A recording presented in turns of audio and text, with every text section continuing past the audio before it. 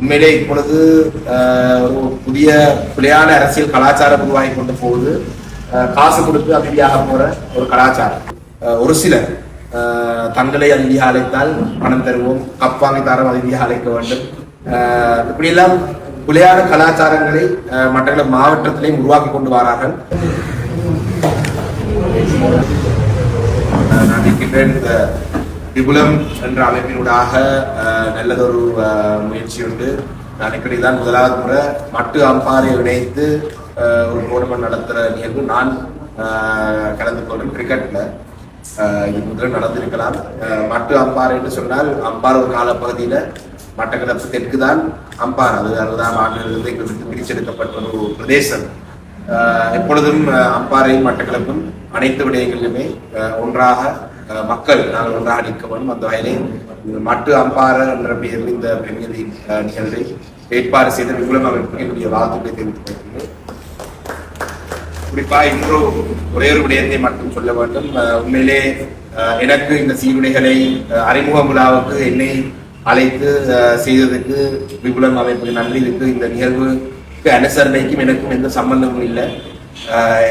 எனக்கு இதுல இந்த அறிமுக விழாவை செய்ய சொல்லி கேட்டுக்கொண்டது கிடங்கதான் நான் இதுல பங்கெடுத்திருக்கிறேன்.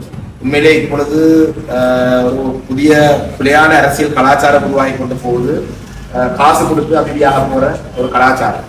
பலர் இந்த தவறான செயல்பாடை செய்கிறார்கள்.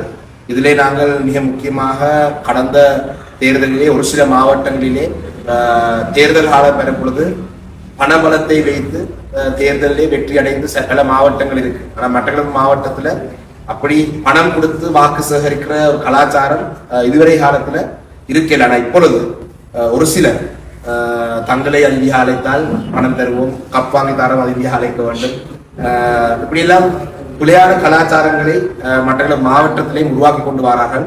இதை நாங்கள் முழுமையாக தவித்துக் கொள்ள வேண்டும்.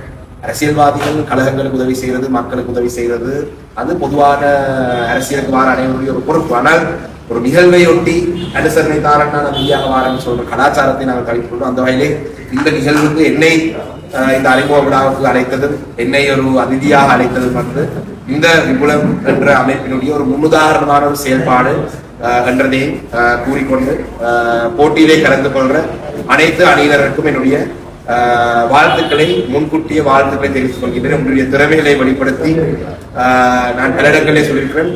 மட்டக்களப்பிலே இருந்து வடக்கு கிழக்கிலே இருந்து தேசிய அணியிலே ஒரு சில வீரர்களை உருவாக்க வேண்டும் என்றது என்னுடைய ஒரு நீண்டகால ஆசை.